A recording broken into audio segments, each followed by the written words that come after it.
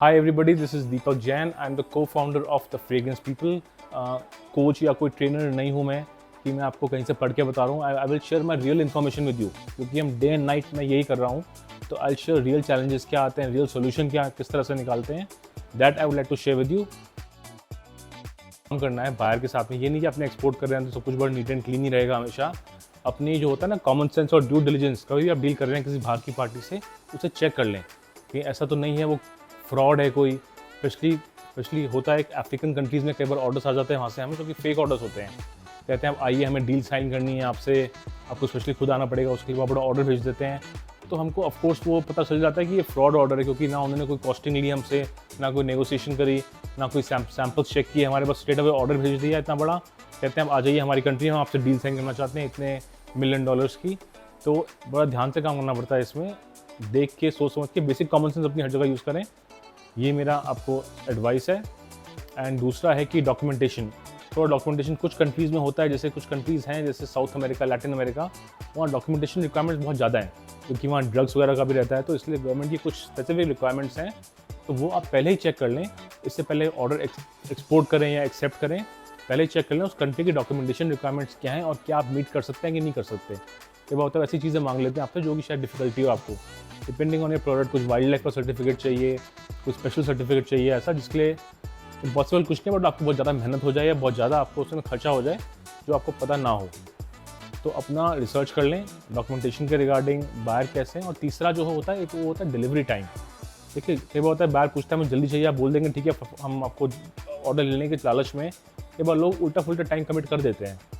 But देखिए ध्यान में रखिए, हमारे कंट्री में बहुत सारी हॉलीडेज़ भी होती हैं, दिवाली है, दशहरा है, होली है, तो उन सबको अकाउंट में लेके करिए कि हम इतने वर्किंग डेज़ मिलते हैं, उस हिसाब से क्या वो होता है.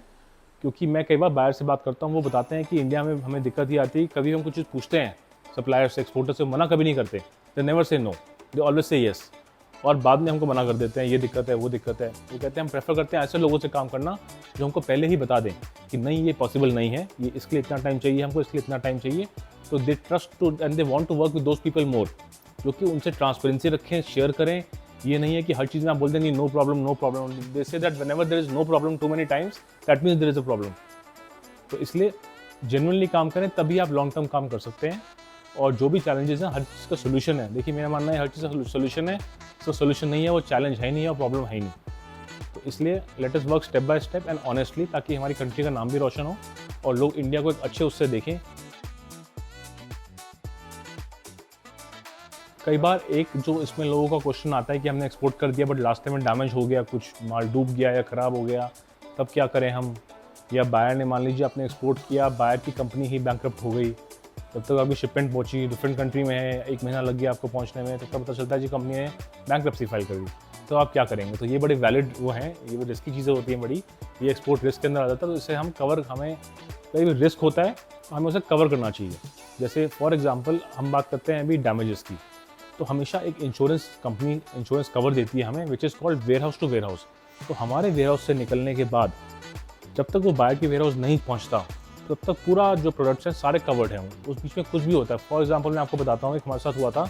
हमारे एक शिपमेंट निकली यहाँ से एंड वो ट्रक पे बॉम्बे जा रही थी, बट रास्ते में पता नहीं एक्सीडेंट हुआ, क्या हुआ, ड्राइवर ने वो ट्रक को एक्सीडेंट घुसा दिया पोल के अंदर. पोल गिर गया बिजली का और वो पूरी ट्रक में आग लग गई और सब कुछ जल गया उसके अंदर. तो हमने कहा हम बड़े परेशान हुए, क्या करेंगे इसके अंदर.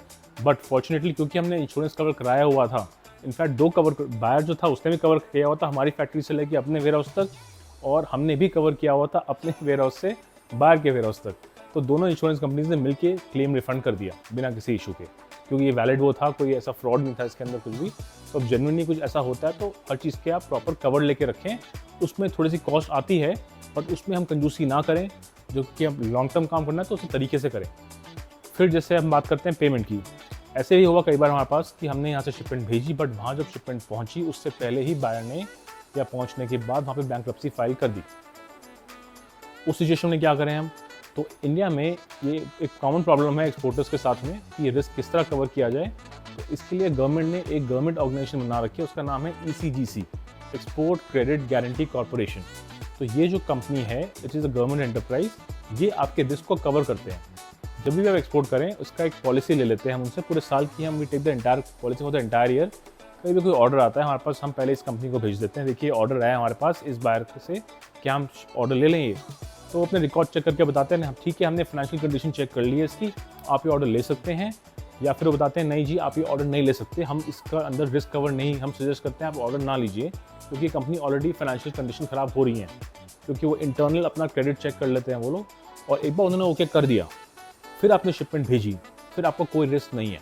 ऐसा भी हो चुका है हमारे साथ में कि हमने शिपमेंट भेजी यहाँ से, वहाँ बायर ने शिपमेंट ले ली और उसके बाद बैंकरप्सी फाइल कर दी, क्योंकि वो ऑलरेडी अप्रूव था बायर ECGC से, तो हमें उसका 90% हमें क्लेम रिफंड मिल गया उसका। अगर और ऐसा भी हुआ है कई बार हमारे साथ में कि उन्होंने मना किया था कि आप मत भेजो उस बायर को, सही नहीं है, फिर भी हमको लगा कि नहीं पुराना कस्टमर है, कुछ अच्छा है, दिक्कत नहीं है कोई, हमने भेज दिया और वहाँ जाके उस कंपनी ने बैंकरप्सी फाइल कर दी और फिर हमें वो नुकसान उठाना पड़ा उसका, क्योंकि ऑलरेडी वो बायर को ब्लैकलिस्ट किया हुआ था उन्होंने, फिर भी हमने अपने रिस्क पे भेजा। तो इसलिए आप बेस्ट तरीका ये है कि इन सब चीज़ों को आप यूज़ करें, ECGC यूज़ करें और भी इंश्योरेंस कंपनी उनको यूज़ करें और सेफ तरीके से काम करें, तो आपको कोई दिक्कत नहीं आएगी। आई होप आपको वीडियोज़ पसंद आ रही होंगी, कुछ आपको सीखने को मिल रहा होगा इससे। अगर आपको और भी वीडियोज़ ऐसे चाहिए तो प्लीज़ एक तो हमें कमेंट्स में बताइए किस टाइप का कंटेंट चाहिए आपको, हम उस तरीके का आपको रियल वर्ल्ड नॉलेज दें। प्लीज़ इसको लाइक करिए, सब्सक्राइब करिए एंड शेयर करिए and please let us know what other kind of